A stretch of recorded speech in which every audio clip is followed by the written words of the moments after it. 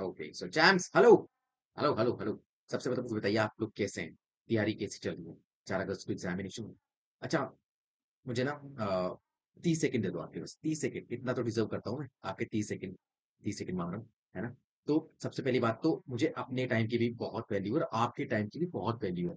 सो मैं ये बात क्यों बता रहा हूँ आपको, आने वाला जो भी 30 40 50 मिनट का ये जो लेक्चर होगा आपके लिए, this is going to be the first part of आपके CAPA असिस्टेंट कमांडेंट 2023 का एग्जाम पेपर एनालिसिस है GS1 का। I have a very very humble request, please watch till the end. अरे मैं दिल से चाहता हूं आप ये वाली वीडियो अंत तक देखें। बहुत कुछ, बहुत ही ज्यादा चीजें आप यहां से लेकर के जाओगे। विद टाइम आप देखोगे, वीडियो खत्म होते होते आप एक बहुत ही अच्छे एज पे होगे, जहां से you can sky rocketed your performance आने वाले time. So it's a very very दिल से रिक्वेस्ट है मेरी, प्लीज इसको अंत तक देखना है। अंत तक देखना ही देखना है आपको, ये प्रॉमिस करो आप मुझे। और अगर देखने के बाद अगर आपको लगे ना थोड़ा बहुत कि मेहनत है या फिर आपके काम आई जरा भी, तो वो जो नीचे लाइक का बटन है ना, उसको दबा देना और सब्सक्राइब भी कर देना। मैं नहीं बोलता हूँ हर वीडियो में, लेकिन आज मुझे बोलने की जरूरत पड़ चुकी है। You are not just a mere spectator ना, आप तो एक्टिव पार्टिसिपेटर हो। एंड मुझे आपसे उम्मीद भी है कि आप डेफिनेटली करोगे, इसको एंड तक देखोगे। Why? Because you are my student, you are a real aspirant. Last but not the least, please read the description and please join the telegram. Okay, thank you so much. आगे बढ़ते हैं। Okay, so hello learners, welcome back to this very brand new lesson. So it's time to practice UPSC CAPF Assistant Commandant Examination 2023 का paper 1। ठीक है, हम अभी तक 2014 से लेकर के 2022 तक के सारे question paper in detail analysis कर चुके हैं with authentic official answer keys and ma'am. And now it's time to analyse the most recent one, last year का ये एग्जामिनेशन है। And by solving this question paper you will have a fair idea कि भाई आने वाले time में जो कि 4 अगस्त को आपका एग्जामिनेशन है, एक फेयर आइडिया मिल जाएगा बेसिकली क्या पैटर्न होता है, किस तरीके चलता है। पीवाई की इंपॉर्टेंस तो है ऑलवेज, एम्फेसिस ऑन दैट कि भाई आपको करना ही करना है और किस तरीके से करना है वो मैंने यहाँ पे शो किया है। सबसे पहले तो डिस्क्रिप्शन जा करके पढ़ोगे एंड दूसरी चीज आप टेलीग्राम ग्रुप को डेफिनेटली ज्वाइन करोगे। अब यहाँ पर ईच एंड एवरी क्वेश्चन 1 से लेकर के 125 तक के सारे क्वेश्चन यहाँ पे सोल्व करेंगे। So just you have to stick with me until the end. Okay, पूरा देखना, सब समझ में आएगा आपको। प्लीज प्लीज कमेंट डाउन, अगर मैं कोई क्वेश्चन पूछता हूँ या कोई क्वेश्चन करवाता हूँ तो उसको कमेंट्स में जरूर लिखोगे। And do let me know क्या स्कोर है आपका। ठीक है, ऑनेस्टली करना। ठीक है, चीटिंग नहीं करनी है। मैं टाइम दूंगा आपको 2 या 3 सेकंड का आफ्टर पर्टिकुलर क्वेश्चन। एंड आप पॉज भी कर सकते हैं। ठीक है, कंट्रोलर तो आपके हाथ में ही है। ठीक है, स्टार्ट करें। Okay okay, so first question क्या है? Basically pointing out towards a photograph mister Ajit said.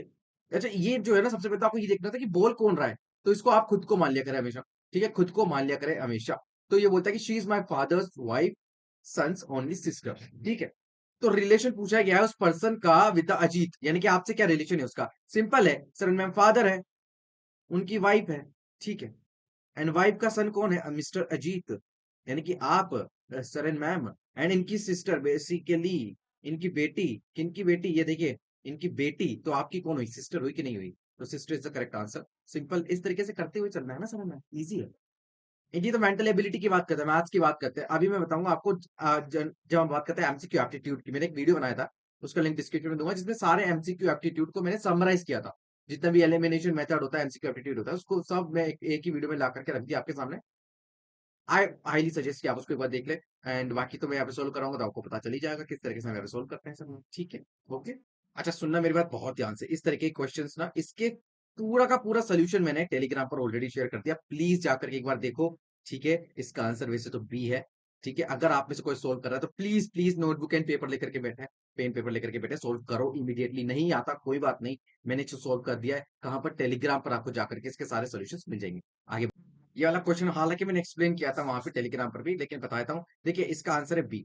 ठीक है, तो इसमें बोल रहा है कि जो इसका ओवरऑल आंसर ये है सर मैम, कि जो दो इक्वेटोरियल इक्विलेटरल सॉरी इक्विलेटरल जो ट्राइंगल होते हैं, उनके ratio are equal to the radius of the squares of any corresponding sides. ठीक है, तो आप एक मान लीजिए एबीसी है, दूसरा एबीडी है, तो इनका जो रेशियो रहेगा ना, वो BC square and AB square के बराबर रहेगा। ठीक है, तो इसका आंसर है A square N square upon M square, this is the correct answer. Okay, आगे बढ़।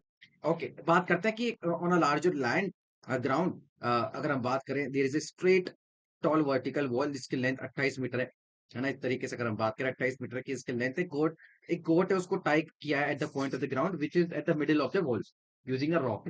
तो if the length of the rope is 21 metre, what is the area of the region in square metre बात करते हैं around the wall that the goat can access, यानी कि कितने area में घूम सकती है वो अगर उसको टाई किया हुआ है बीच में। तो आप इस तरीके से समझ लीजिए, अगर हम इस तरीके से इसको डिवाइड कर देते हैं तो 7 7, और अगर यहाँ पर बात करते हैं तो 7 7, ठीक है। तो ये वाला एक तो एक एरिया हो गया आपका, ये वाला सॉरी होता है ये वाला, है ना। एक ये वाला एरिया भी मैं फॉर्मूला से इसको करके बताता हूँ, ठीक है। लेट्स गिव इट टू, यहाँ पे देखते हैं, ये आपका ए, ये बी है, ये सी है। तो ये जितना भी डॉटेड वाला आपको पोर्शन दिख रहा है ना सर, ये वर्टिकल वॉल है। तो ये जितना भी आपको दिख रहा है ना डॉटेड वाला पोर्शन, यहाँ पर बेसिकली ये वाला एरिया है। बेसिकली आंसर आपको ये निकालना है। तो अगर हम बात करें एरिया ऑफ पार्ट ए, अगर पार्ट ए की हम निकालेंगे तो फॉर्मूला हो जाएगा पाई आर स्क्वायर अपॉन 2, ठीक।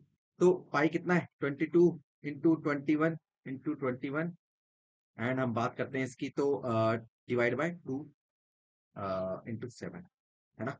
तो इसका आंसर आ जाएगा आपका 693। और अगर आपको बी एंड सी का एरिया निकालना है, बी एंड सी, तो हम इसकी बात करते हैं 2 पाई आर स्क्वायर अपॉन 2, ठीक है। तो 2 इंटू 22 इंटू 7 इंटू 7, एंड हम बात करते हैं डिवाइड बाय 2 इंटू 7, ठीक है। तो इसका आंसर आ जाएगा 154। तो इन दोनों को प्लस कर दो, 693 प्लस 154 कितना आ गया आपका 847। Okay, answer is a, is the correct. ठीक है, अब बात करते हैं ये वाला है, ये प्रोबेबिलिटी का क्वेश्चन है आपका, बहुत सिंपल क्वेश्चन है अगर इसको ध्यान से पढ़ लिया तो आपने। A rectangular wall is divided into 4 squares, एक रेक्टेंगुलर वॉल है इसको 4 स्क्वायर में इक्वल साइज में डिवाइड कर दिया, जहां पर दो रोज है having 2 squares, and top left square is coloured with a green, ठीक है। पहला कलर ये रहा आपका green. If if including the green there are 3 colors available and each square is colored using any of these 3 colors such that no two adjacent squares get painted with the same color, then how many of the colors combination are possible? Simple है ये, हमेशा हर question paper में मतलब इस तरीके के examination में आपको देखने को मिलेगा। सिंपल देखिए क्या करना होता है आपको इस तरह के क्वेश्चंस में, कि सपोज करना होता है, अज्यूम करना होता है कि मान लीजिए 3 कलर्स है, 3 कलर्स है, ठीक है। तो 3 कलर्स कौन कौन से मान लेते हैं, ग्रीन मान लो, एक एक येलो मान लीजिए चलिए, और एक रेड मान लीजिए, ठीक है। तो अब कौन कौन सी पॉसिबिलिटीज बन सकती है ना। तो आपको इसमें यहाँ पे देखना है। तो सबसे पहले तो आ गया आपका ग्रीन एंड येलो, ठीक है, और रेड एंड ग्रीन, पहला तो ये है। दूसरा है green red and yellow and green.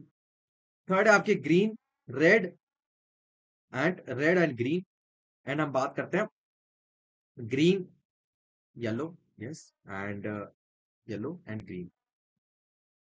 And पांचवी जो कॉम्बिनेशन है वो ये है सर कि green yellow, yellow and red, green, red and yellow. So these are the 6 possibilities जो इसके बन सकती है बेसिकली, एंड जो ये कंडीशंस इसके अंदर दे रखी है इसको फुलफिल करती है। तो आंसर इज आपका 6, ठीक है। तो आंसर इसका सी है, क्वेश्चन 5 का। अब हमारा सबसे इंपॉर्टेंट एरिया आता है जीके का, जिसके अंदर हम बात करते हैं हमारे जो मेन जीएस के सब्जेक्ट्स हैं। सबसे पहले बात करते हैं इसके अंदर question number 6, and question number 6 का पहला क्वेश्चन आपका कि which one of the following statement about the national emergency correct, ठीक है। आपको स्टेटमेंट बहुत ध्यान से पढ़ना है, ठीक है। हमेशा याद रखना careful reading will give you marks, right. Careful reading नहीं की ना आपने तो बड़ा ही दिक्कत हो जाती है एग्जाम में, बहुत मिस इंटरप्रिटेशन हो जाता है, ठीक है। आप पहला ऑप्शन पढ़ो, मतलब पहले statement, a proclamation of emergency may be made by the president only when the security of India or any part thereof is threatened by war or external aggression or armed rebellion। Absolutely correct, article 352 में लिखा हुआ है ना सब कुछ correct है भाई। तो कौन करता है, प्रेसिडेंट साहब करते हैं। किस पे करते हैं, रिटर्न रिटर्न एडवाइस पे, किसकी, काउंसिल ऑफ मिनिस्टर की। बट सर मैम ये मैंने कहाँ पढ़ाया हुआ है, कहाँ पढ़ाया हुआ है सर, मैं लिंक डिस्क्रिप्शन में दूंगा, इंडियन पॉलिटिकल कॉन्स्टिट्यूशन का पूरा कोर्स से कंप्लीट करवा चुका हूँ यहाँ यूट्यूब पे, ठीक है। तो फायदा लो उसका, ओके। अच्छा, the government of India acquires power to give the directions to the state on any matter, correct है भाई। मतलब ये बोल रहे हैं कि जो सेंटर के पास पूरी ताकत आ जाती है उसके बारे में, तो इट्स करेक्ट, करेक्ट है भाई। तो 1 एंड 2 तो करेक्ट है, तो 1 एंड 2 किस में नहीं है, किसमें नहीं है ना, एट डी में नहीं है, ठीक है। ओके, तो अब आपको ये देखना कि थर्ड वाला स्टेटमेंट करेक्ट है कि नहीं है, यानी कि फोर्थ ऑटोमेटिकली गलत हो गया। कोर्ट ऑटोमेटिकली गलत है ना सर मैम। तो proclamation of emergency does not suspend the state legislature, correct है। जरूरी थोड़ी है उसको अबॉलिश किया जाए या सस्पेंड ही किया जाए, वो तो डिपेंड करता है सर्कमस्टांसेस पे। ठीक है, तो आंसर इसका क्या है वैसे? इसका आंसर है सर मैम सी, करेक्ट, सिंपल है, बड़ा ही बेसिक है, बेसिक बेसिक लक्ष्मीकांत। अच्छा, ये पढ़ना बड़ा ही इंटरेस्टिंग क्वेश्चन है, बड़ा ही इंटरेस्टिंग ये आपका क्वेश्चन है। Which one of the following statement with regard to the impeachment of the जज ऑफ द सुप्रीम कोर्ट, यार ये बड़ा ही ध्यान से पढ़ना, इज नॉट करेक्ट। सबसे पहले तो नॉट करेक्ट है। तो पहला स्टेटमेंट पढ़ो, motion of a motion addressed to the president signed by at least 100 members of the both the houses of the parliament is delivered to the speaker. क्या बोल रहे हैं कि भाई सुप्रीम कोर्ट का जज उसको इम्पीच करना है, आज तक तो हुआ नहीं है ऐसा, लेकिन प्रोसेस क्या है? तो प्रोसेस के बारे में जानना चाह रहा है। तो क्या दोनों हाउसेस के 100 मेंबर्स मोशन पास करेंगे तभी ये एड्रेस किया जाएगा क्या? नहीं sir ma'am, this is the wrong statement and this is the correct answer only, है ना? अगर आप चाहिए तो बाकी तीन भी पढ़ सकते हैं, लेकिन ये क्यों गलत है मैं बताता हूँ। जजेस इंक्वायरी एक्ट का नाम सुना है? जजेस इंक्वायरी एक्ट का नाम सुना है आपने? 1968 में था। ये मैंने इतना अच्छे तरीके से कहना, आप याद रखोगे, याद रखोगे, एक बार जाकर के देखो, है ना? तो इस वाले एक्ट के अंदर क्या बोला गया कि रिमूवल ऑफ जज किस तरीके से होना चाहिए, ब्ला ब्ला। तो इसमें कहा है कि जो लोकसभा है ना, उसके 100 मेंबर्स लगेंगे, लेकिन राज्यसभा के कितने लगेंगे? 50 मेंबर्स, सिंपल। ठीक है, फिर वो जो मोशन होता है वो डिपेंड करता है चेयरमैन और स्पीकर पे कि वो एडमिट करते हैं क्या। अगर वो उसको रिफ्यूज कर देते हैं तो नहीं होता, एडमिट कर और एक्सेप्ट कर लेते हैं तो फिर इंक्वायरी होती है। ठीक है, तो 3 मेंबर की कमेटी होती है, इन्वेस्टिगेट करते हैं चार्जेस पे। अगर उसके अंदर कौन कौन होते हैं मैं बता देता हूँ आपको। देखिए, चीफ जस्टिस होते हैं, है ना, सुप्रीम और कोई भी चाहे सुप्रीम कोर्ट का चीफ जस्टिस होता है, हाई कोर्ट होता है, डिस्टिंग्विश जूरिस होता है। ठीक है, ये है। अगर गिल्टी माना जाता है मिसबिहेवियर, इनकेपेसिटी वगैरह वगैरह, तो फिर हाउस उस मोशन को कंसीडर करती है। एंड अगर फिर पास हो जाता है दोनों हाउसेस से विद टू स्पेशल मेजोरिटी, ठीक है, स्पेशल मेजोरिटी क्या, 2/3 ऑफ द मेजोरिटी, एंड फिर ये जाता है राष्ट्रपति महोदय के पास, वो फाइनली एक्सेप्ट कर देते हैं, जज को रिमूव कर दिया जाता है। This is the whole process, समझा दिया विद इन 1 और 1.5 मिनट कंप्लीट। आगे बढ़े, आगे बढ़ते हैं सरन मैम। ये वाला क्वेश्चन वाला इंटरेस्टिंग है, मजा आ जाएगा इसको देख के। मैं एमसीक्यू एप्टीट्यूड की हमेशा बात करता हूँ ना, वही यहाँ पर इसमें आपको देखने को मिलेगा। ये बोलता है कि which one of the India's following are the India's GDP का G20 का प्रायोरिटी, G20 का प्रायोरिटी। तो green development, women led development, climate finance and digital public infrastructure. मैंने क्या बताया था? 100% hashtag all of the above वाला खेल है भैया, ऑल ऑफ द अबव वाला खेल है।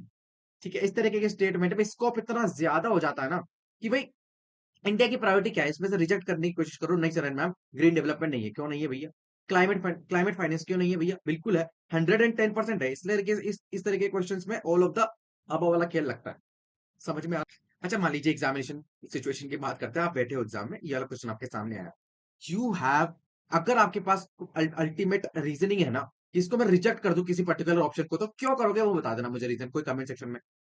अगर एक प्रोविजन या एक पॉलिसी भी गवर्नमेंट ऑफ इंडिया ने G20 में के लिए निकाली, है ना, उनकी प्रायोरिटीज में बताई, इसके अलावा और 50 आ जाते हैं ना, वो भी करेक्ट होते सर। ठीक है, तो ये होता है जब हम बात करते हैं ना एमसीक्यू एप्टीट्यूड की बात, तो वो इस तरीके से चीजें, तो ये इस तरीके से हमारे on the table of the examination आपको मार्क्स ला करके देगा। ध्यान से पढ़ना है, बस सबर रखना है, पेशेंस रखना है। अच्छा, ये बहुत जबरदस्त क्वेश्चन है, ये है ना घुमा देगा, ये गुगली है, ये गुगली। क्यों गुगली बोल रहा हूँ इसको मैं? Which of the following are the objective of the SAARC? ठीक है, तो साख के बारे में पूछ रहा है, रीजनल ऑर्गेनाइजेशन है। तो इसके कुछ ऑब्जेक्टिव से आपको बताना है कौन से करेक्ट है। अब इसने जानबूझ के ऑल ऑफ द अबव और ये मतलब 1 2 3 4 1 2 3 इस तरीके से ऑप्शन बनाया था, कंफ्यूज हो जाए। तो to promote the welfare of the people of the south Asia and to improve the quality of life. ठीक है, करेक्ट है भाई, सिंपल, है ना, बड़ा ही जेनेरिक स्टेटमेंट है। To promote and strengthen the collective self reliance among the countries, और ये भी पॉजिटिव स्टेटमेंट है, ये पॉजिटिव स्टेटमेंट है ना, गुड है भाई, है ना? आपको लगता है कि हाँ ये कोहेरेंस में है सार्क में, क्योंकि रीजनल ऑर्गेनाइजेशन है ना, उस तरीके से।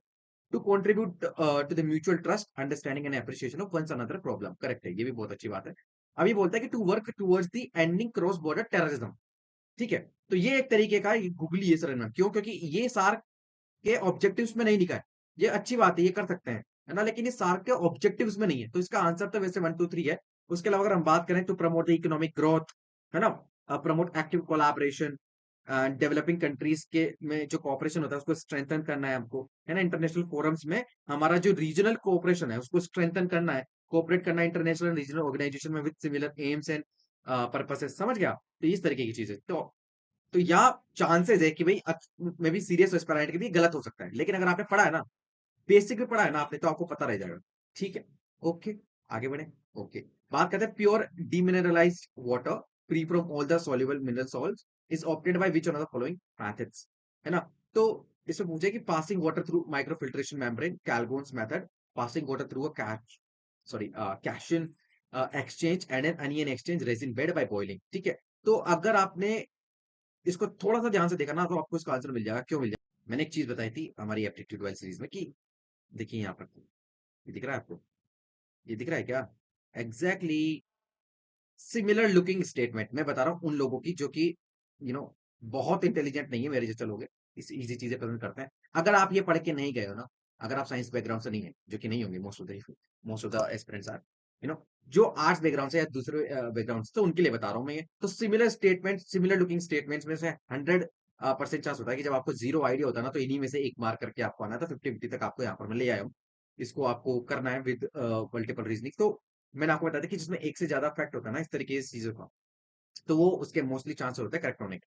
अब वो क्यों है, तो वो आपको एप्टीट्यूड वाली सीरीज में देखनी पड़ेगी। एप्टीट्यूड की सीरीज नहीं बता रहा हूँ मैं आज आपको। आज अपन पेपर सोल्व कर रहे हैं, एनालिसिस कर रहे हैं, ठीक है? तो इसका आंसर सी है वैसे तो।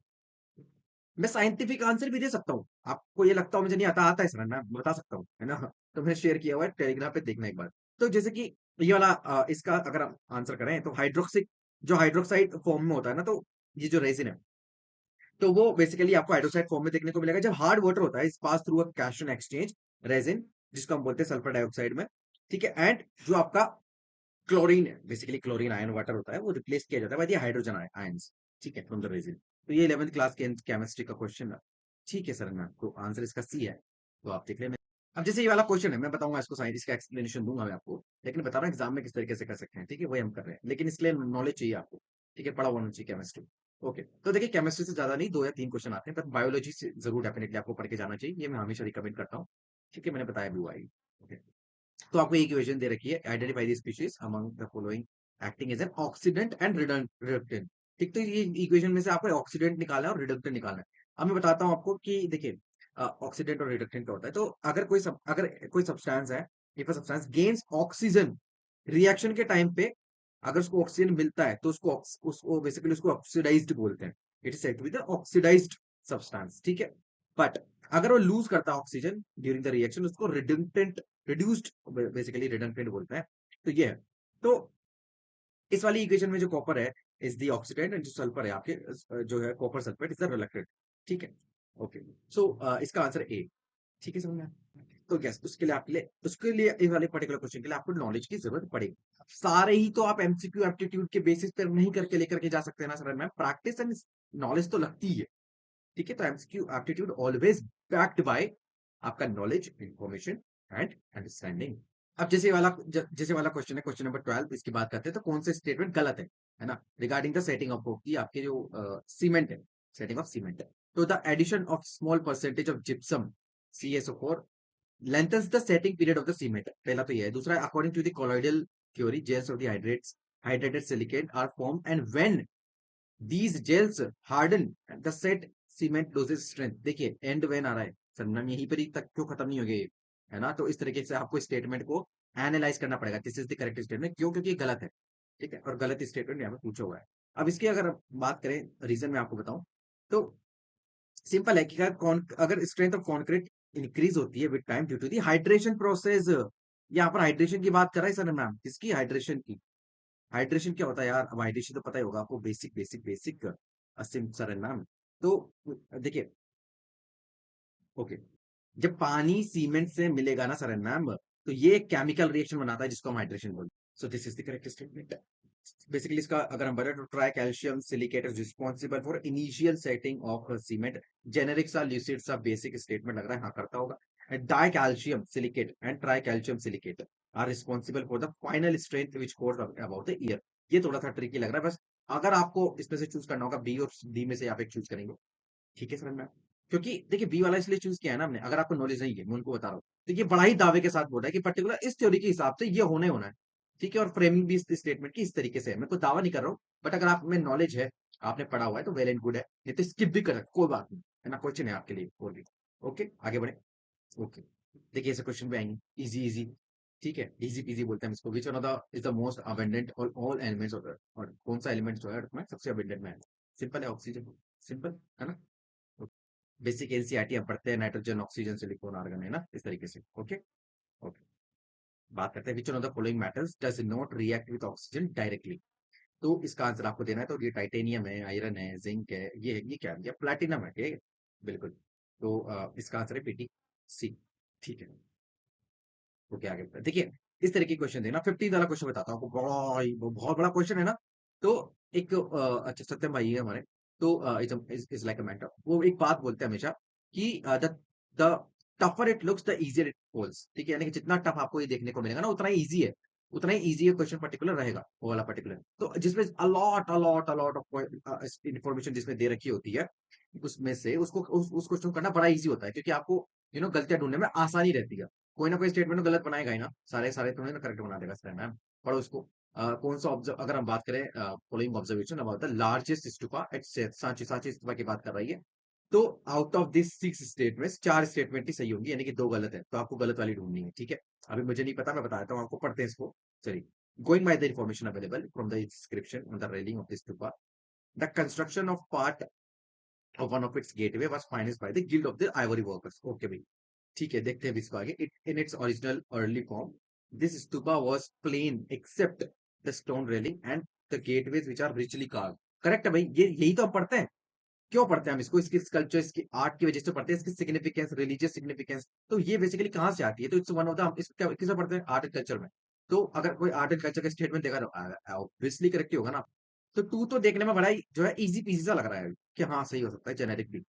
ओके, बात करते हैं the panels on the 4 gateways contain sculptures only in front and have no sculptures on the rear side. तो बताइए, हो सकता है क्या ऐसा? हम क्या पढ़ते हैं जब हम पढ़ते हैं किस तरीके से स्तूपा है, उसके सामने ये 4 गेट्स बने हुए हैं, बने हुए नहीं बने हुए? बिल्कुल बने हुए हैं। क्या है ये? तोरण है। ये गेटवेज है सर मैम। इनके ऊपर क्या लिखा है? जातक स्टोरी लिखी है। अब ये वाला पढ़ो, ये देखिए आ गया ना, आया नहीं आया बताइए। ये स्कल्पचर्स हैं, स्तूपा है, यहाँ पर जातका स्टोरीज के बारे में। जातका क्या है? जातका इज बेसिकली आदि आदि स्टोरीज जिसमें बुद्धा की प्रीवियस बर्थ के बारे में टेल्स की गई हैं, बातें कही गई हैं, कहानियां बताई गई हैं। तो दीदा था जातक स्टोरीज। अब मुझे कहाँ सकता है ना, आर्ट एंड कल्चर का कोर्स पढ़ाया हुआ है मैंने, है ना, पूरा लिंक डिस्क्रिप्शन में देता हूँ, पूरा का पूरा कोर्स कंप्लीट है, उसके बाद कहीं जाने की जरूरत नहीं है। वन स्टॉप सोल्यूशन है for the art and culture, history, economic and हम बात करते हैं जब पॉलिटी, ये सारा कवर करा चुका हूँ, ज्योग्राफी बाकी कर देंगे बेटा। तो तो अगर इस तरीके की कोई बात कहता है ना, बड़ा ही दावे के साथ है ना, ओनली ओनली का आप एमसीक्यू एप्टीट्यूड में मैंने बताया था, अगर ओनली आता है ना तो सतर्क हो जाना चाहिए आपको वहां पर। क्या ऐसा हो सकता है क्या? है ना। तो थर्ड स्टेटमेंट इज नेगेटिव सा साउंड कर रहा है हमको, जब लेकिन यहाँ पे पूछा क्या, कौन सा ऑब्जर्वेशन करेक्ट है, यानी कि पॉजिटिव स्टेटमेंट है ये, पॉजिटिव ही आंसर इसका होना चाहिए, ठीक है। इन 1918 डाटा, हार्ड फैक्ट, और डेट हमेशा गलत देता है, डेट और ईयर्स तो हमेशा ही गलत देता है, मैंने देखा सीएपीएफ के मोस्ट ऑफ द क्वेश्चन में डेट और ईयर के पर्टिकुलर ईयर्स हमेशा गलत देता है। When the stupa was discovered, all of its 4 gates were intact, but the mount was in a pure condition. ठीक, फिर भी नहीं पता मान लीजिए, चलिए छोड़िए। अब ये देखिए आप, art historians have established clear connection between the sculpture of the stupa and events that describe the जातका। और क्या पढ़ते हैं? यही तो पढ़ते हैं, यही तो पढ़ते हैं ना। War scenes have also been depicted, yes correct है भाई, क्यों नहीं होगा, है ना। उस टाइम की चीजों को ही तो एक्सप्लेन करने के लिए चीजें बनाई गई थी, इस तरीके की आर्ट बनाई गई थी सर मैम। और अगर एक भी गेट पर, एक भी किसी पर्टिकुलर कोने में अगर कोई वॉर सीन लिखा होगा, बनाया हुआ होगा, तो करेक्ट हो गया स्टेटमेंट। तो 5 एंड 6 करेक्ट है। आप देखो 5 एंड 6 किसमें है? इसमें नहीं है, इसमें नहीं है, इसमें नहीं, करेक्ट इसमें है बेसिकली। लेकिन इसमें अगर आप देखें तो थर्ड वाला गलत है ना, तो थर्ड वाला यहाँ पर गलत आपका आंसर इज बी, सिंपल। तो इस तरीके से सोच समझ के आपको चलना आगे। Okay, so now question number 16 देखते हैं। तो which one of the following pairs are correctly matched, ठीक है, सही स्टेटमेंट्स, सही मैच आपको यहाँ पे देखना है। तो इंस्क्रिप्शन दे रखे हैं और इवेंट्स, और दूसरी तरफ टाइम पीरियड। तो प्रयाग प्रशस्ति हरिशेना 4th सेंचुरी, चाइनीज ट्रेवल पाइयान जो इंडिया में आए थे वो 6th सेंचुरी, एंड मुद्रा राक्षिका विशाखा दत्त ने लिखी है 5th सेंचुरी, हर्ष चरित्रा बाणभट्ट ने लिखी है। अच्छा, इससे रिलेटेड और रिपीटेड क्वेश्चन आ चुके हैं, 2022 में भी हमने किए थे, ठीक है। नहीं देखा तो उसका लिंक डिस्क्रिप्शन में दे दूंगा, आप देखना, है ना। एहोल प्रशस्ति रवि कीर्ति ने लिखी थी 7th सेंचुरी, और कवि राजमार्ग अमोघ वर्ष ने जो लिखी वो 8th सेंचुरी। तो आपको इसका आंसर देना है करेक्टली, डेफिनेटली इसके लिए तो आपको नॉलेज की जरूरत पड़ेगी। तो वो ऐसा कौन सा पर्टिकुलर पॉइंट है जिससे आपको पता चल जाएगा इस ऑप्शन को, इस क्वेश्चन को क्रैक करने का कोड। तो ये है सर नाम। मान लीजिए आपने बाकी नहीं पढ़े, लेकिन पाइयान तो पढ़े होगा, पाइयान तो पढ़े होगा ना, तो आपको पता चल जाएगा 6th सेंचुरी नहीं था, 4th 5th सेंचुरी था, ठीक है। 4th 5th सेंचुरी की हम जब बात करते हैं, लगभग 337 बीसीई से लेकर के, सॉरी सीई से लेकर के आपका 422 सीई में आपके पायन यहाँ पर थे। तो ऑप्शन 2 आपका गलत हो गया यहाँ पर, ऑप्शन 2 गलत होते ही तो आपके बचे 4 and 5 C and D. And अगर हम बात करें तो ऑप्शन देखिए 4 5 6 एंड 1 3 5, यानी कि 5 वाला करेक्ट है आपके, है ना। तो कौन सा गलत है, तो ये गलत है सर मैम, आपका 3 वाला गलत है। सॉरी, नॉट 3, ये 4th वाला हर्ष चरित्र और बाणभट्ट, ये 6th सेंचुरी नहीं है एक्चुअली, ये 7th सेंचुरी है। ठीक है, तो इसका आंसर है आपका डी। ठीक है, तो ये थोड़ा सा प्रीटी टफ क्वेश्चन है, बट ठीक है। आप 50 50 तक अगर आप आ जाए ना, एलिमिनेट कर ले बाकी तो you have to attempt it, you must attempt it. Okay, फिर आप जो है अपने नॉलेज पे ट्रस्ट रखना एंड जस्ट मार्केट। अच्छा, ये वाला जो क्वेश्चन है ना, ये इसका एक वर्ड ही पूरा इस क्वेश्चन को सोल्व करा देगा। वो कौन सा वर्ड है बताता हूँ आपको। Which one of the following statement is correct. ठीक है, तो पहला वर्ड, पहला स्टेटमेंट पढ़ो, Brahmi use for writing many Ashokan inscription shows local variation. This is the correct answer. ये अगर हम बात करें, हजारों लाखों बार पढ़ा चुका हूँ ये चीज में, हजारों लाखों बार पढ़ा चुका हूँ कि भाई जो अशोकन इंस्क्रिप्शन है वो या तो प्राकृत में लिखे गए हैं, या तो प्राकृत में लिखे गए हैं, लेकिन प्राकृत वॉज आपके जो प्राकृत लैंग्वेज है, लेकिन जो ब्राह्मी है वो स्क्रिप्ट है प्राकृत की। उसके अलावा अगर हम बात करें तो जिसमें लोकल वेरिएशन आपको देखने को मिले, कुछ इंस्क्रिप्शन खरगोष्ठी में भी लिखे गए हैं। खरगोष्ठी स्क्रिप्ट, जो हम बात करते हैं नॉर्थ वेस्टर्न, जहां पर आपके अब बात करते हैं पर्शियन इन्फ्लुएंस देखने को मिलते हैं, ग्रीक इन्फ्लुएंस देखने को मिलते हैं, वो खरोष्टी स्क्रिप्ट में। ठीक है, अफगानिस्तान इस तरफ वाले एरिया। ठीक, तो दिस इज दी आपका करेक्ट आंसर, और करेक्ट ही पूछा इसके अंदर। बात करते हैं the system of hieroglyphic writings were developed in ancient Mesopotamia, क्या ये correct? So this is wrong statement. क्यों? क्योंकि अब इसका आंसर तो आप ही दोगे मुझे कमेंट सेक्शन में। ठीक है, तो पहला क्वेश्चन पूछा है मैंने आपसे, मुझे बताइएगा इसका answer. The system of cuneiform writing developed in third millennium, नहीं सर मैम, ये थर्ड मिलेनियम नहीं है, 5000 ईयर्स अगो। एंड अगर हम बात करें तो ये लगभग लगभग फ्यू हंड्रेड ईयर्स आफ्टर तक यूनिफॉर्म ही स्टैब्लिश किया गया था, मतलब ओरिजिनेट हुआ था। An ancient script Kharosthi was widely used in the southern part, no no no, अभी भी बताया मैंने, ये आपके central Asia in the north western part of the India, जहां पर अशोकन इंस्क्रिप्शन आपको देखने को मिले, वाइडली इम्पैक्टेड। रिमेंबर ग्रीक से, तो इस तरीके से याद रखना सर, तो मैंने इस तरीके से हिस्ट्री पढ़ाई है।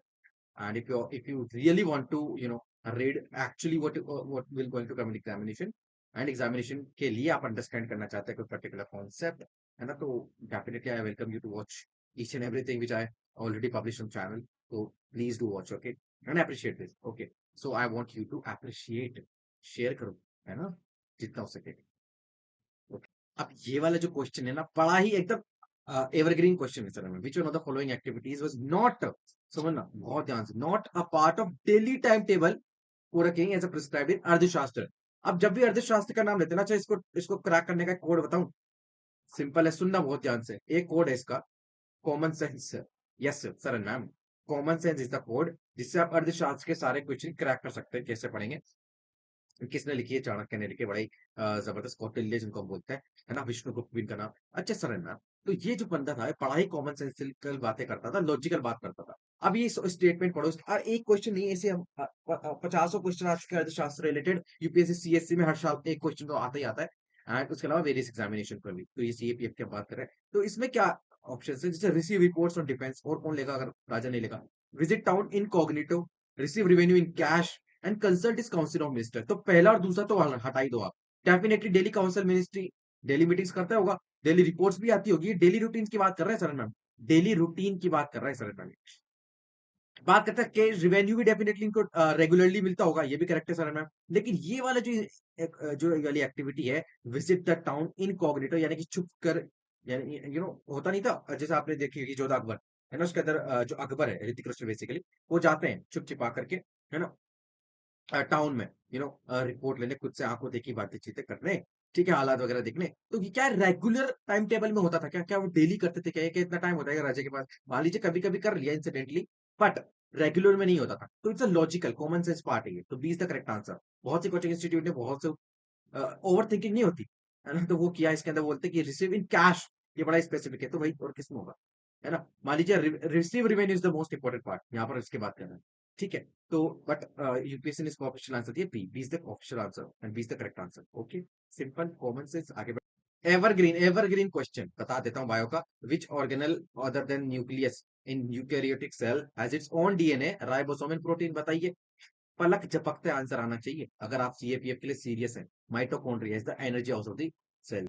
अच्छा, ये तो ठीक है, तो एनिमल सेल्स की हम बात करते हैं, है ना? बताइए प्लांट सेल में ये वाली ताकत किसके पास होती है? प्लांट सेल्स में जब हम बात करते हैं तो ये किसमें होती है? प्लास्टिड्स में। इसमें प्लास्टिड्स। सिंपल, करेक्ट, आगे बढ़े। ओके भाई, आगे बढ़े। ये ट्रिकी क्वेश्चन है, ये बहुत सिमिलर, मतलब बहुत क्लोजली इम्पैक्टेड रिलेटेड जो आते हैं, सिमिलर लुकिंग टाइप के, सारे सिमिलर है, तो ये बड़ा टफ हो जाता है इनको रिकॉग्नाइज करना, बट जो पढ़ के गया वेल एंड गुड है, नहीं करके गया ठीक है, ट्राई करते हैं। For protein synthesis the amino acids are recognized and carried by mRNA, snRNA, miRNA and tRNA. तो इसका करेक्ट आंसर है डी। इसका एक्सप्लेनेशन देता हूँ। इसका मतलब होता है आपका ट्रांसफर आरएनए, ठीक है। इसका इसका क्या फुल फॉर्म है? Transfer RNA. तो ये एक स्मॉल आरएनए मॉलिक्यूल्स होता है जो कि बहुत इंपॉर्टेंट रोल प्ले करता है इन प्रोटीन सिंथेसिस, ठीक है। किसमें काम करता है? प्रोटीन सिंथेसिस में। सिंपल पता ही है आपको। ट्रांसफर आरएनए होता है, एक लिंक क्रिएट करता है किन किन के बीच में, किन किन के बीच में समझ में? एमआरएनए, एमआरएनए एंड जो growing chain of amino acids होती हैं जो कि प्रोटीन को बनाती है, ठीक है। जो केमिकल रिएक्शन होती है एमिनो एसिड्स की, sorry for the hand writing, sorry यार, सॉरी, है ना? ओके। तो इन जो ये जो मिलकर के आपके प्रोटीन बनाएंगे उसके बीच में लिंक क्रिएट करता है, ट्रांसफर ये हो जाता है बेसिकली, ठीक है। तो ये बेसिकली इसका ओवरऑल एक्सप्लेनेशन है। अगर आप चाहें तो इसके बारे में और पढ़ सकते हैं। मैंने पहले ही कहा आपसे, फिजिक्स केमिस्ट्री बायो में आपका ऑर्डर ऑफ एम्फोसिस किस तरीके से रहना चाहिए, टाइम किसको ज्यादा देना है? बायो को, उसके बाद देना फिजिक्स को, इसके बाद देना आपको वो केमिस्ट्री को, सिलेक्टेड टॉपिक। जैसे फिजिक्स में मैंने हालांकि बता दिया स्ट्रेटेजी वाले में कि भाई लेंसेज, है ना, ये जो ऐसा यूनिट्स, ये सब जो प्रॉपर क्वेश्चन आते हैं उन्हीं पे आपको ध्यान देना है। उसी तरीके से केमिस्ट्री में, ठीक है। और बायो का तो पता ही है, मैंने अच्छे से पढ़ो बायो, तो इसके लिए कम से कम, है ना, अच्छे क्वेश्चन आते हैं। देखिए एक क्वेश्चन आया, इनवर्टिब्रे जो स्मूथ, जिसको हम बोलते हैं SER, smooth endoplasmic reticulum in cells of which organs plays a crucial role in detoxification of toxic component. बताइए, बताइए इसका आंसर। केमिस्ट्री में लिखा। ओके। तो इसका आंसर है सर मैम लीवर, ठीक है। तो जो स्मूथ एंडोप्लाज्मिक रेटिकुलम होता है, has also play a role in membrane biogenesis, and जो फैट मॉलिक्यूल्स वही बनाने में यही मदद करता है। तो एक और होता होगा, स्मूथ एक होता है, तो एक और होता है ना, रफ एंडोप्लाज्मिक रेटिकुलम, तो उसको भी एक बार देख लेना। तो एंडोप्लाज्मिक रेटिकुलम तो जरूर जरूर जरूर पढ़ना है आपको, ठीक है। आगे बढ़े। मैजिक दिखाओ, मैजिक। मैजिक सुना है नाम, है ना? आज दिखा देता हूँ आपको क्या होता है। बहुत ध्यान से सुनिएगा, बहुत बहुत ज्यादा। यहाँ पर एमसीक्यू एप्टीट्यूड ही लग रहा है, आपकी नॉलेज जीरो लगेगी, जीरो, मैं बता दूं जीरो लगेगी। जिसने मेरी ऑल एमसीक्यू एप्टीट्यूड वाली वीडियो देखी है, वेल एंड गुड है, कांग्रेट्स, बहुत कुछ कर लिया आपने। वो जो 40-50 मिनट 1 घंटा का है, उसको जरूर जरूर देखें, आई हाईली रिकमेंड, है ना, बार बार देखें। आपको पता चलेगा ये वाला क्वेश्चन कितना इजीली मार्क्स देकर के जाएगा आपको, समझ गए? तो the rate of enzyme catalysed reaction depends, होता जो रेट ऑफ एन जो एंजाइम कैटेलाइज्ड रिएक्शन है, डिपेंड्स अपॉन व्हाट? फ्रेमिंग से आंसर है इसका, फ्रेमिंग से ही आपको इसका आंसर मिल जाएगा। Upon substrate concentration, temperature and pH, ठीक। मैंने एक चीज बताई थी आपको, एक तो ओनली वाला रूल, जब ओनली वाला रूल लग जाए ना, तो प्रिकॉशन आना चाहिए दिमाग में कि भाई ध्यान से इसको पढ़ना ही पढ़ना है। लेकिन साइंस साइंस और टेक में कम हो सकता है ये, है ना? करेक्ट। लेकिन अब पढ़ो यहाँ पर, मैंने बताया था आपको, दिस बट नॉट दिस, ये वाले स्टेटमेंट जब भी लग जाते हैं ना, 110% वो गलती होता है। तो देखिए यहाँ पर क्या लग रहा है, only and but not, only but not, है ना, ओनली बट नॉट, काटो काटो काटो, आगे आंसर करेक्ट है। आगे बढ़े जी। ऐसे होती है, ठीक है, ऐसे होती है। एग्जाम में प्रेजेंस ऑफ माइंड रखना बहुत जरूरी है। इस तरीके की चीजें करोगे तो आएगी। और प्रीवियस ईयर के क्वेश्चन इसीलिए होते हैं, समझ गए? आगे बढ़े। अच्छा, बात करते हैं question number 23। Both starch and glycogen are made up of glucose, however starch is present in liver and glycogen is present in RBCs। पहला statement, glycogen is made up of animal cell but starch जो है वो plant cell से बनता है। ये तो कहीं तो पढ़ा हमने। अच्छा, मैंने बताया था बायो में आपको कौन से टॉपिक पढ़ने मोस्ट इंपोर्टेंट होता है आपके, प्लांट्स एंड जो एनिमल किंगडम की हम बात करते हैं, तो उसमें plant cells and animal cells ये हम पढ़ते हैं। ये प्रेटी बेसिक क्वेश्चन है, ठीक है। तो करेक्ट आंसर इसका बी है। लेकिन पढ़ लो, both starch and glycogen are present in animal, no no no sir ma'am, this is absolutely wrong. But both starch, no sir ma'am, ये भी गलत है। तो मोस्ट लॉजिकल एंड सिंपल, ये तो नॉलेज का खेल है यहाँ तो glycogen is made up of animal cells and starch is made up of plant cells. ये तो मैंने बताया था, क्वेश्चन आते ही आते हैं यार, सेल से क्वेश्चन आएंगे ही, इस साल भी आएंगे, ठीक है। ओके। अब जैसे इसमें देखिए, जो कार्बोहाइड्रेट्स होते हैं वो which are not used immediately और stored in the form of starch in plant cells, but ये इंटरनल एनर्जी रिजर्व की तरह काम करते हैं। ठीक है। And something similar situation is seen in आपके एनिमल्स आल्सो, जहां पर food is stored in form of the glycogen. तो ये वहां से उठाया गया सीधा सीधा एनसीईआरटी क्लास 10। ठीक है। And hello, welcome again in the MCQ aptitude game. यहाँ पर वही लग रहा है। In MC in sorry in some viral infections number of platelets are reduce quickly. Platelets are essential because, ये सिंपल पूछ रहा है कि प्लेटलेट्स जो है वो क्यों जरूरी है। अब आपको पता है कि कोविड के टाइम पर प्लेटलेट्स जो है, प्लेटलेट्स काउंट कम हो जाते हैं, है ना। चिकनगुनिया और शायद आई गेस मलेरिया के टाइम पे प्लेटलेट्स कम हो जाते हैं। तो ऐसे बहुत सारी इस तरह की चीजें हैं। तो ये बोल रहा है कि क्यों है प्लेटलेट्स जरूरी। तो पहला स्टेटमेंट पढ़ो, they along with RBC carry oxygen. कैसा है क्या? क्या वो आरबीसी है? हाँ, या वो प्लेटलेट्स है? Platelets are important to carry food to cells through blood. बताइए, ये तो एब्सोल्युटली रॉन्ग है ना सर मैम। खाना थोड़ी ना पहुंचाता ये। ठीक है। Platelets remove carbon dioxide from the blood. बताइए, प्लेटलेट्स का ये थोड़ी ना रोल है। Platelets have a role in blood clotting. अब ये देखिए, तीन कितने दावे के साथ स्टेटमेंट बोल रही है। तीन बोल रहा है कि हाँ बिल्कुल है ही, 110% की यहाँ पर बात है। मतलब जब भी कोई श्योर शॉर्ट बात बोलता है ना स्टेटमेंट्स में, मैक्सिमम चांस होते हैं 90 to 95% वो स्टेटमेंट रॉन्ग ही होते हैं। लेकिन यहाँ पर देखिए कितना ल्यूसिड और जेनेरिक स्टेटमेंट है। Platelets have a role in blood protein. Definitely कोई ना कोई रोल तो प्ले करता ही होगा ना। अगर ये इतना ही जरूरी है ब्लड सर्कुलेशन में, या फिर हम जब बात करते हैं ओवरऑल बॉडी की फंक्शनिंग में, तो सर ना कुछ ना कुछ रोल तो प्ले करता ही होगा ब्लड क्लोटिंग में। नहीं करता होगा क्या? तो जब भी आपको चूज करना पड़े आउट ऑफ जब हम बात करते हैं जेनेरिक और किसी somewhat which is so factual, या कोई बहुत दावे के साथ बात कर रहा है, अभी अजीब लग रहा होगा बट एग्जामिनेशन में यही चीजें काम आती है। समझ गया? एमसीक्यू एप्टीट्यूड हमेशा से ही इस तरीके से रिलेवेंट है और रहेगा, है ना। This is the basic idea behind the particular type of exam, objective type कोई सा भी एग्जाम निकालो आप, है ना। तो कभी भी आपको चूज करना पड़े आउट ऑफ फैक्चुअल या फिर कोई दावे के साथ बात बोली गई हो, और दूसरा स्पेसिफिक, या जब बात करते हैं जेनेरिक, तो हमेशा वो भी तो जेनेरिक वाला ऑप्शन, तो D is the correct answer. ठीक है। एग्जैक्टली मैं खुद यही बेसिकली लगा के आया था, एंड मैंने सेम चीज सोची थी, सेम चीज, because of continuously practising and revising the same thing. MCQ MCQ aptitude MCQ aptitude क्यों है? फ्रेमिंग ऑफ द स्टेटमेंट हमेशा देखो। ठीक है, समझ गए। बस आगे बढ़ते हैं, मैं दे सकता हूँ उसका एक्सप्लेनेशन अगर आपको चाहिए तो। क्या होता है जब लीकेज होता है ना ब्लड का, ये लो बहुत सारा प्रेशर को लॉस कर देता है हमारी बॉडी के अंदर से, which would reduce the efficiency of pumping system, जो हार्ट रहता है उसको। तो इस ब्लड, जब हम बात करते हैं सॉरी, कि जब हम बात करते हैं इस ब्लड के लॉस को ताकि प्रेशर बना रहे, हैज प्लेटलेट सेल्स, हमारे अंदर प्लेटलेट सेल्स होती है जो क्या करती है, ये which circulate around the body and plug this leaks by helping to clot the blood. Blood clotting में ये हेल्प करती है ताकि on the points of the injury, ठीक है, ताकि क्या हो, ब्लड लॉस ना हो जाए। ठीक है। तो ये बेसिक सी आइडिया है, सिंपल सी चीज है, जनरल साइंस है मैम, या डॉक्टर थोड़ी ना बनने आया हो। भाई आगे बढ़े। पढ़ाया नहीं पढ़ाया इकोनॉमी में मैंने, सेकंड 5 ईयर प्लान मेरी इकोनॉमी की सीरीज है, बहुत पुरानी है हालांकि देखो, लेकिन उसके अंदर मैंने बताया ये सब चीजें, एंड न्यू सोर्सेज भी मैंने शेयर किए थे टेलीग्राम पे, उसको देखना पड़ेगा। बार बार इसलिए बताता हूँ ना क्योंकि आप लोग हो नहीं टेलीग्राम पर, और जो लोग हैं उन्हें पता है। ठीक है। तो एक बार ज्वाइन कर लो, फिर उसके बाद तो ये सब चीजें चलती रहेगी। सेकंड 5 ईयर प्लान किस पे फोकस करता है? तो सिंपल सी चीज है, rapid industrialisation with emphasis on the development of basic and heavy industries. यहाँ पर उसकी बात करें तो 5 ईयर प्लान तो आपको डेफिनेटली करके जाने ही जाने। 5 ईयर प्लान तो करके जाने ही जाने आपको, हर साल कुछ ना। जिसने मुझसे इकोनॉमी पढ़ी है ना, वो गलत कर ही नहीं सकता इकोनॉमी का, एक क्वेश्चन भी गलत करके नहीं आएगा, आई गारंटी दैट। अभी स्टार्ट है सीरीज, उसको कंप्लीट करेंगे विद टाइम, है ना। जो मैंने सोर्सेस शेयर किए थे वहीं से आते हैं सारे क्वेश्चन। इकोनॉमी है क्या? बेसिक कॉन्सेप्ट का खेल है, वहीं से क्वेश्चन हर बार पूछते हैं। देखिए कितना इजी बता दूंगा आपको इसको करना। एक इंडियन बिजनेस पर्सन है, एक Indian business person by shares in British car company, this transaction will be reflected in what? एक बंदा है इंडिया का, इंडियन सिटीजन मान लो, उसने एक ब्रिटिश कार कंपनी में शेयर्स खरीदे हैं बस, तो ये कहां पर रिफ्लेक्ट होगा? ठीक है। बैलेंस ऑफ ट्रेड पढ़ाया मैंने, बैलेंस ऑफ पेमेंट भी पढ़ाया मैंने। बैलेंस ऑफ ट्रेड छोटी चीज है, बैलेंस ऑफ पेमेंट बड़ी चीज है, सब कुछ बताया मैंने। करेक्ट है। तो किसके अंदर होगा? तो balance of trade but not in आपके बैलेंस ऑफ पेमेंट। दूसरा बात करते हैं balance of payment but not in balance of trade, both balance of payment and balance of trade, neither in balance of payment and BOT. ठीक है। अब ये किस तरीके से? सबसे पहले तो इस तरीके से सोचना है आपको कि भाई शेयर्स खरीदे हैं, कोई ट्रेड नहीं हुआ सर इनमें, कोई ट्रेड थोड़ी ना हुआ यानी कि यहाँ से कार थोड़ी ना भेजी है, या फिर वहां से अपने कार थोड़ी ना खरीदी है, उस कार कंपनी में शेयर खरीदे हैं।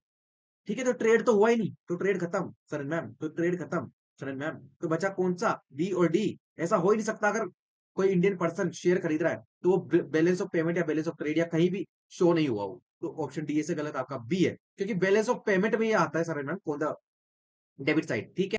ये जो मैंने पहले एक्सप्लेनेशन दिया ना, वो दिया बेसिक पर्सपेक्टिव से, लेकिन जिसको कॉन्सेप्ट पता है, जिसको कॉन्सेप्ट पता है ना, उसको पता है कि शेयर्स होल्ड, शेयर्स हुए हमारे, इनडायरेक्ट इनकम हुई, है ना, ट्रांसफर पेमेंट्स हुए, वो किस तरह के आधार, बैलेंस ऑफ पेमेंट का ये पार्ट है ना। तो balance of trade physical concept है, बट बैलेंस ऑफ पेमेंट आपका फाइनेंशियल कॉन्सेप्ट है। ये सब मैंने बड़ा ही डिटेल में चर्चा की हुई है ना। तो बताएंगे यार, फिर कभी रिवाइज करवाएंगे जब। ओके। ओके, अंटिल देन आप प्लीज जुड़िए चैनल से, तो बहुत जरूरी है ये सब चीजें। ओके, आगे बढ़े। मैं फिर से बता रहा हूँ, next question, MCQ aptitude hashtag all of the above वाला खेल है भाई। ये क्या है? ऑल ऑफ द अबव वाला खेल है। क्वेश्चन देखो, which one of the following are high frequency indicators of the Indian economy. ये बोल रहा है हाई फ्रीक्वेंसी इंडिकेटर कौन सा इंडियन इकोनॉमी का? पावर कंजम्पशन, आईआईपी, जो इंडस्ट्रियल इंडेक्स है आपका, general index, 10 year G Sec yield, तो ऑल ऑफ द वो करेक्ट होगा ना सर मैम। ये पूछ रहे what of the following indicators of the Indian economy, high frequency indicator. अगर आप, मैंने कोई बात कही थी, जब भी इस तरीके से कोई क्वेश्चन आता हो, choose any one of the question जिसमें आपको डाउट है, और try to prove it wrong. अगर आप उसको रॉन्ग नहीं प्रूव कर पा रहे ना, तो वो करेक्ट ही होता है समझ में।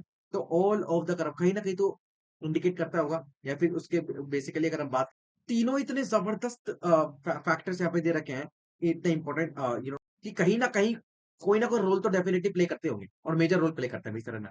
ठीक है, तो ये होती बेसिक अंडरस्टैंडिंग से, अगर आपने बेसिक्स पढ़े ना तो कर लोगे, कर लोगे, मैं गारंटी है ये चीजें। ठीक है, इजी है ये, इजी टू गेट है। ओके, आगे बढ़े, नेक्स्ट क्वेश्चन देखिए 20। अब ये वाला क्वेश्चन पढ़ना, इजी, इजी पीजी क्वेश्चन है सर। मैं बता रहा हूँ, जिसको इकोनॉमी पसंद भी नहीं है और उसने एक चैप्टर पढ़ लेना जीडीपी वाला, वो भी मुझसे, है ना, वो भी करके ले आएगा इसको बड़ा ही इजी वे में। ठीक है, विद इन 5 से 10 सेकंड में ये वाला क्वेश्चन सॉल्व होनी चाहिए आपके। ठीक है, समझ गए। Okay, suppose an Indian citizen make, ये बड़ा ही जबरदस्त होता है इस तरह के क्वेश्चन, मजा आते हैं इनको पढ़ने में। Suppose an Indian citizen make an investment abroad and earns a positive return on investment, which of the following are correct. ये बोल रहा है कि एक इंडियन सिटीजन है, उसने इन्वेस्टमेंट किया है किसी बाहर की कंपनी में, या फिर इन्वेस्टमेंट किया है अब्रोड, और उसमें अच्छा खासा रिटर्न आ रहा है उसको। तो बेसिकली किस में काउंट होगा? हर income is part of India का GDP, but not part of India का नेशनल इनकम। एब्सोल्युटली रॉन्ग, क्योंकि बताऊंगा मैं आपको भी जीडीपी क्या होता है, जीएनपी क्या होता है, ये सब मैंने बताया हुआ है ना। ओके, हर income is part of India की national income, but not part of India का जीडीपी। यही तो करेक्ट है। और देखो, हर income is part of both India GDP, national हो ही नहीं सकता, करेक्ट 100% नो। हर GDP is neither part of India GDP not it's national income. देखिए इतना इजी आता है ना, ये वाले ऑप्शन इतने इजी आते हैं ना, बस थोड़ा सा आइडिया होना चाहिए आपको। सिंपल, जीडीपी मतलब, GDP is a territorial concept, यानी कि इंडियन, बड़ा देखिए इजी वे में बताता हूँ, इंडियन टेरिटरी के अंदर, इंडिया की टेरिटरी के अंदर एक साल के अंदर कौन से गुड्स एंड सर्विसेज प्रोड्यूस हुए हैं, वो जीडीपी में आता है सर ना, उनकी मॉनिटरी वैल्यू, है ना, सिंपल। जीएनपी क्या है? जीएनपी सिंपल है, जो इंडियन नेशनल्स हैं, जो इंडियन नेशनल्स हैं, उनकी income beyond territory of India, कहीं से भी पूरी दुनिया में, है ना, कहीं से भी पूरी दुनिया में, अगर इंडियन नेशनल से उनकी इनकम है, वो जीएनपी में काउंट होती है सर। तो ये जीएनपी में भी काउंट होगा, यहाँ पर आया नहीं है लेकिन मैं बता देता हूँ। ठीक है, और उसकी डेफिनेटली अगर उसकी इनकम आ रही है वहां से, उनकी इनकम बढ़ेगी, तो इंडिया की नेशनल इनकम में तो काउंट होगा ही ना सर मैम, डेफिनेटली, सिंपल, है ना, करेक्ट।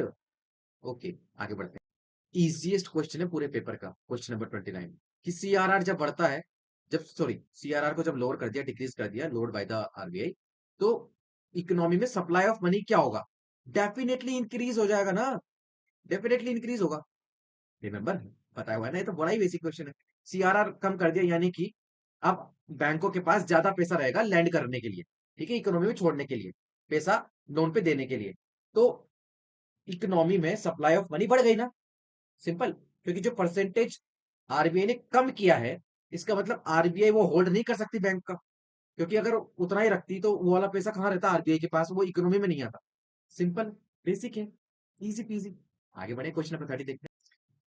मैं बता रहा हूँ, एवरग्रीन क्वेश्चन है ये, एवरग्रीन क्वेश्चन है, ये क्वेश्चन तो छोड़ने ही नहीं है। What is the main cause of the acid rain? बताइए, सल्फ्यूरिक एसिड, नाइट्रिक एसिड, है ना। तो ये रहा आंसर इसका। The burning of fossil fuels releases oxide of carbon, nitrogen and sulphur, है ना, सिंपल। तो सन कॉजेज हीटिंग ऑफ द, बताइए, सन के कारण कभी हो सकती है क्या एसिड? कभी नहीं। क्लाउड्स में इलेक्ट्रिकल चार्जेस हो रहे हैं, उसके कारण हो रहा है, बताइए, फ्रिक्शन से नहीं सर, है ना, वो बिजली कड़कना, बहुत सारी चीजें हैं। Atmosphere of earth contains acid, ये क्या है भाई? ऐसे स्टेटमेंट भी आते हैं, समझ रहे हो आप? तो स्टेटमेंट और इजी कर देते हैं, हालांकि पढ़ के गए होंगे, नॉलेज है, बढ़िया बात है, अच्छी चीज है ये तो, बहुत ही बेसिक है यार, है ना। तो मतलब बेसिक ऑफ द बेसिक है। तो सिंपल सर, ये वाला क्वेश्चन सिंपल है। नेक्स्ट बात करते हैं, क्वेश्चन नंबर 30 तक हम यहाँ पे कंप्लीट कर चुके हैं। अच्छा सुनिएगा ये वाला क्वेश्चन, जब हम इसकी बात करते हैं, बायोगैस है ना, बायोगैस तो बड़ा ही पॉपुलर है, बड़ा ही न्यूज में रहता है। तो बायोगैस से रिलेटेड है, is considered to be an excellent fuel which burns without smoke, यानी कि धुआं नहीं करता ये। The main constituent of biogases, हमेशा हमेशा ना बड़े एक्साइटेड रहा करो इस तरह की चीजें पढ़ने के लिए, नए कॉन्सेप्ट, नई चीजें, है ना, ये बहुत ही रिलेवेंट है। बात करते हैं methane, hydrogen, carbon dioxide and hydrogen sulphide, exam में आ गया, अब क्या करोगे, है ना। तो सोर्सेज जो बताए मैंने वहीं से ये डायरेक्ट, यस, यूपीएससी के लिए जब पढ़ते हैं ना सर मैं, रीजन है इसमें, यहीं वहीं से डायरेक्ट क्वेश्चन है। तो बहुत बार ये फ्रीक्वेंटली न्यूज में आता रहता है। तो it's not a something which is very new, यानी कि कहीं ना कहीं से आ चुका हो, ऐसा नहीं है, आता रहता है फ्रीक्वेंटली न्यूज में, वहीं से उठाए हुए। तो इसका आंसर है ए मेथेन, है ना। तो बायोगैस क्या होती है, mixture of gases, predominantly methane ही होता है इसके अंदर। ठीक है, तो ये किस तरीके से इसको प्रोड्यूस किया जाता है, माइक्रोबियल एक्टिविटी होती है। तो उस एक्टिविटी के बाद biogas as a resultant gas निकल करके आता है, जो कि फ्यूल की तरह इस्तेमाल कर सकते हैं। ठीक है, और सोर्स तो सिंपल है यार, क्लास 12 की बायोलॉजी उठा करके देखना, चैप्टर 10 उसमें भी आपको ये मिल जाएगा, न्यूज में भी मिल ही जाता है आपको। ठीक है, अच्छा तो उसका सोर्स क्या है, मैंने पढ़ा है क्या, अरे बिल्कुल, बहुत बार पढ़ा दिया। चलिए यही बता देता हूँ मैं आपको कहाँ पढ़ाया है। तो विजन आईएएस की मंथली करंट अफेयर्स की पूरी पूरी मैगजीन्स मैंने यहाँ पर कवर की हुई है, उसका लिंक डिस्क्रिप्शन में दे दूंगा, एक बार जाओ, मजे लो। ठीक है, मजे मतलब ओए, इंटरेस्टिंग वे में, ठीक है, ओके, लर्न करना अच्छे से, ध्यान से, फोकस से पढ़ना है आपको। आगे बढ़ते हैं, क्वेश्चन नंबर 32 देखते हैं। The depletion in atmospheric ozone layer के बारे में पूछ रहा है, in the last century was due to what.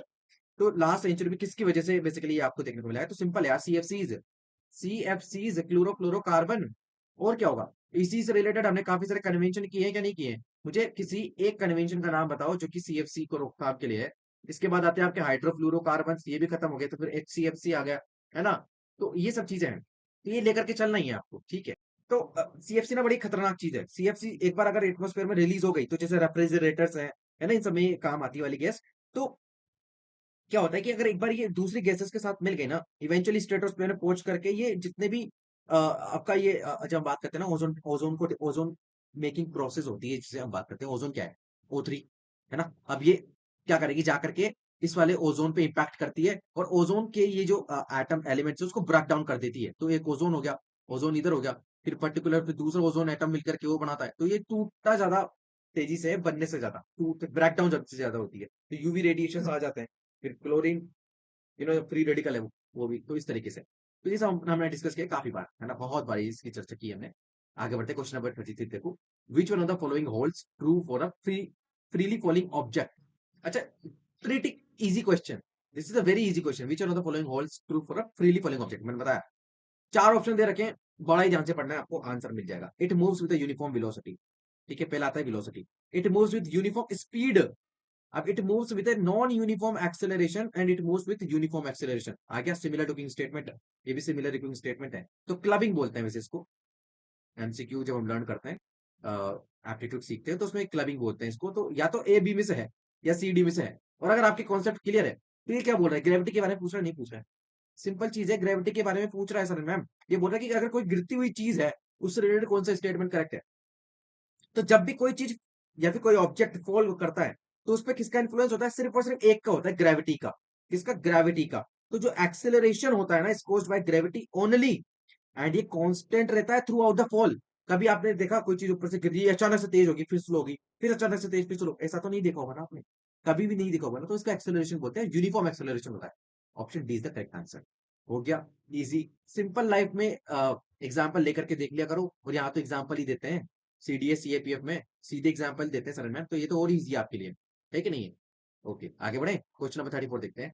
अब ये वाला क्वेश्चन देखो, थोड़ा सा न्यूमेरिकल टाइप है। A sound wave of frequency 2 kilohertz की जब हम बात करते हैं, has a wavelength of 35 centimetre in a given medium, how long will it take to travel a distance of 2.1 kilometre through the medium. अब जिसको नहीं आता ना, छोड़ दो, skip this type of questions, लेकिन जिसको आता है उसको बताता हूँ, उसको आता ही है ना। तो पहले तो फ्रीक्वेंसी इसको हर्ट्ज में कन्वर्ट कर लो, है ना। तो 2 into 10 to the power, sorry 10 to the power 3, है ना। एंड वेवलेंथ को कन्वर्ट कर लो, वेवलेंथ को अगर हम कन्वर्ट कर लें, वेवलेंथ को इनटू मीटर्स, तो 0.35 सेंटीमीटर, ठीक है, ये जो 35 सेंटीमीटर इसको हमने कन्वर्ट कर लिया। अब स्पीड का फॉर्मूला क्या होता है, डिस्टेंस अपॉन टाइम होता है, नहीं होता है, डिस्टेंस अपॉन टाइम, है ना। Which is also equal to the frequency into wavelength. ठीक है, फ्रीक्वेंसी इंटू वेवलेंथ की हमने बताया था। तो अगर हम बात करें इसकी तो जगह खत्म हो गई। ओके, टाइम की देखते, time is equal to distance upon what, frequency into wavelength, है ना। ओके, तो अब यहाँ पर आप ले लीजिए 2 × 10⁻³ डिवाइड बाय 2 × 10⁻³ एंड 2.035, है ना। अब जब आप इसको सोल्व करोगे तो आ जाएगा 2.1 अपॉन व्हाट, 0.7। इसका आंसर है 3.0 सेकेंड। ठीक है, तो 3.0 सेकेंड कहाँ, ये रहा। ठीक है, this is the correct answer. अब जिसको समझ में आ गया ठीक है, जिसको नहीं आना छोड़ दो। आई सजेस्ट की स्किप कर देना चाहिए इस तरह के क्वेश्चन को, टाइम भी लगता है, राइट। ओके, तो वो जो टाइम है आप बचा करके दूसरे क्वेश्चंस को दे सकते हैं। ठीक है, आगे बढ़े। नेक्स्ट क्वेश्चन है, which one of the following conservation loss is a consequence of the Newton का जो थर्ड लॉ ऑफ मोशन है। सबने पढ़े हैं न्यूटन के फर्स्ट सेकंड थर्ड लॉस। ठीक है, तो उसी से रिलेटेड है ये। तो कौन सा है basically conservation law is a consequence of Newton का थर्ड लॉ ऑफ मोशन है। ठीक है, न्यूटन का थर्ड लॉ ऑफ मोशन क्या कहता है, पता है क्या आपको, बताऊं क्या। वो कहता है every action has an equal and opposite reaction. Simple, वही प्रीटी बेसिक पढ़ते हुए आ रहे हो। हेंस जो टोटल मोमेंटम होता है वो कंजर्व्ड होता है। So the change of momentum happens in Newton का second law of motion, that is F is equal to ma। ठीक है, ये हमने डिस्कस किया था क्लास 9 का, सिंपल है। इसका आंसर है कंजर्वेशन ऑफ मोमेंटम। ठीक है, आगे।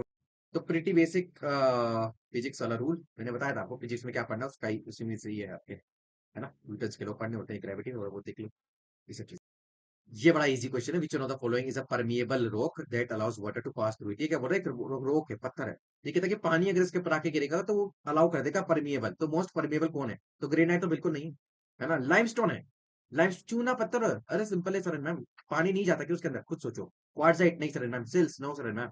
तो limestone is only out of this three जिसमें पानी अलाउ करता है, परमिएबल है। इसके अलावा एक और एग्जांपल दो मुझे, एक और एग्जांपल दो, मैं बताऊं। सैंडस्टोन, बलुआ पत्थर जो होता है, ठीक है, ये भी परमिएबल होता है। तो इस तरीके से आप पढ़ेंगे। आगे बात करते हैं, देखिए प्रीटी बेसिक क्वेश्चन है, प्रीटी बेसिक टॉपिक से। वो है आपका ports, Indian ports, major ports, minor ports की हम बात करते हैं। इंडिया में कितने मेजर पोर्ट्स हैं, नाम दोगे एक एक का मुझे कमेंट सेक्शन में। ठीक है, ये आई थिंक सेकंड क्वेश्चन ही पूछा है मैंने अब तक आपसे। Which one of the following is the deepest inland and protected port on the east coast of the India. ठीक है, ईस्ट कोस्ट की जब हम बात करते हैं इंडिया में, तो इस साइड में होने वाले जितने भी आपके कोस्ट है, टुटीकोरन, विशाखापट्टनम, चेन्नई, पारादीप, ये सारे कोलकाता पोर्ट, ये सब चीजें, है ना। तो आपको इसमें नाम बताना है, और इसका आंसर सर है ना Visakhapatnam. It's an inland port also. ठीक है, यानी कि आपको थोड़ा सा क्रॉस करके जाना पड़ेगा अंदर। तो इस तरीके से, तो ये है विशाखापट्टनम का पोर्ट आपका।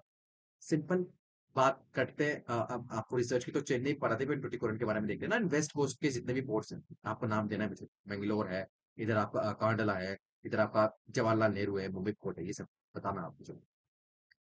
क्वेश्चन नंबर 38 देखते हैं, the greatest diversity of animal and plant species are found in, बताइए। Temperate, desert, savanna, arctic, alpine and tropical moist, बताइए। अरे easiest of the easiest question, tropical, moist, forest. और कहाँ मिलेगा बताइए।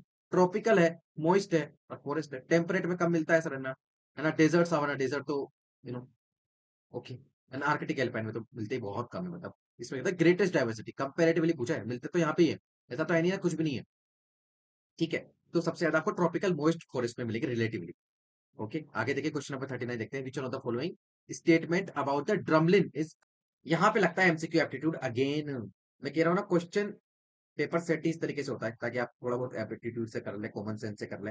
ये पूछ रहा है which one of the following statement about drumlin is correct.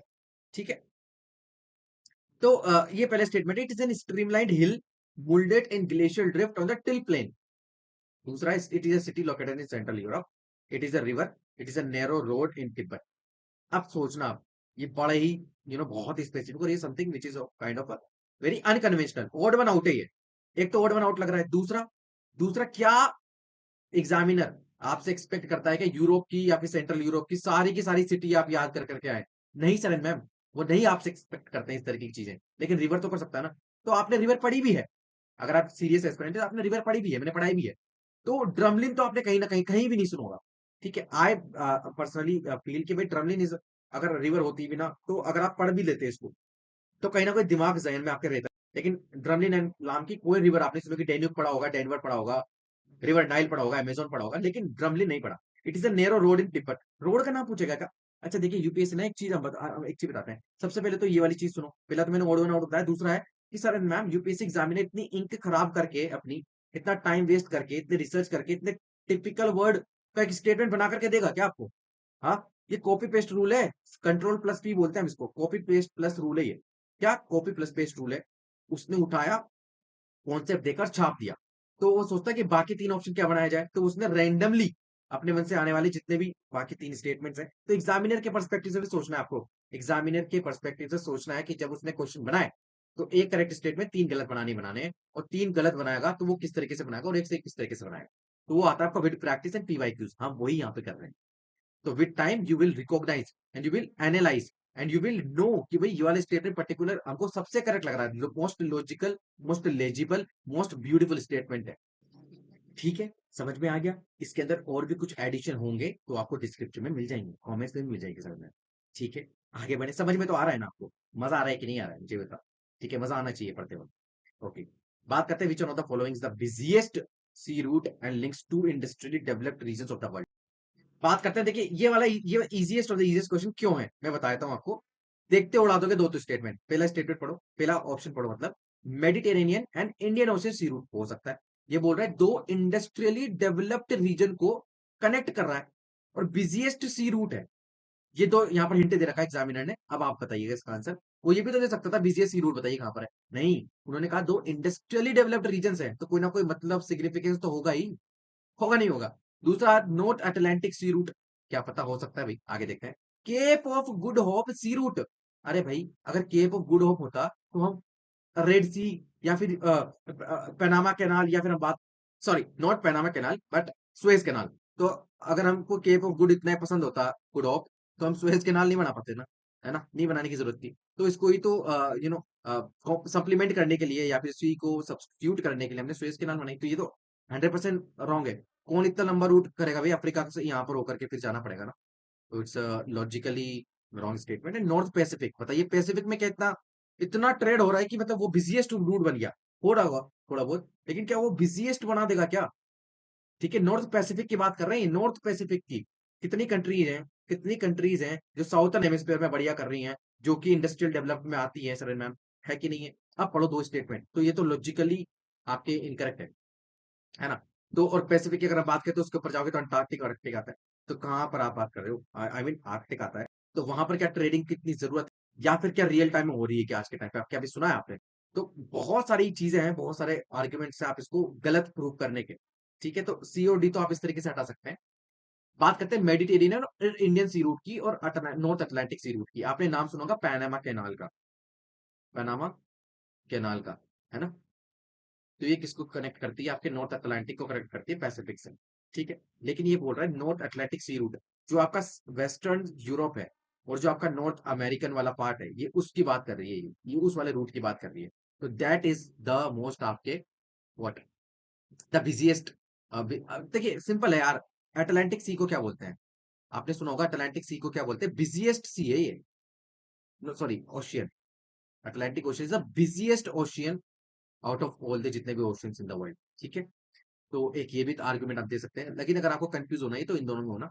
And लेकिन अगर आपको एक और बता दूं मैं, इसका आर्गुमेंट, इसका करेक्ट होने का, तो टू इंडस्ट्रियली डेवलप्ड रीजन की बात करते हैं, और एशिया को भी इंडस्ट्रियल डेवलप नहीं माना गया है, लेकिन नॉर्थ अमेरिका है और यूरोप है। तो इस तरीके से हो सकता है। तो सोचने के तरीके हैं, जितने हो सके ना लड़ाओ, एग्जामिनेशन में लगाओ। ठीक है, ओके, आगे बढ़ते हैं, क्वेश्चन नंबर 41 देखते हैं।